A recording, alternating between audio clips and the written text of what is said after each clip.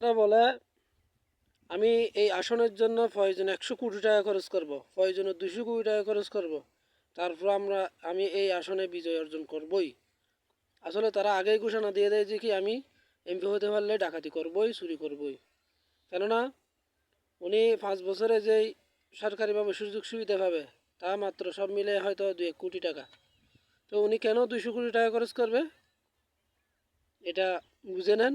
কারণ রাষ্ট্রীয় বরাদ্দ যেগুলো পাবে, যদি 500 কোটি টাকা 5 বছরের ভিতর যদি ও 1000 কোটি টাকার বরাদ্দ পায়, তাহলে ওখান থেকে ও 500 কোটি 600 কোটি টাকা চুরি করে ফেলবে, 700 কোটি টাকা চুরি করে ফেলবে। আর 300 টাকা কাজ করবে, 300 কোটি টাকার কাজ করবে। তো ওইটার জন্যই প্রয়োজনে ওনারা কি বলে, প্রয়োজনে আমি কোটি কোটি টাকা ডালবো, তারপর আমি এই আসন বিজয়ের জন্য এ, সর্বোচ্চ চেষ্টা করব, সর্বোচ্চ খরচ করব। মানে খরচের ব্যাপারে ওনারা খুব সচেতন।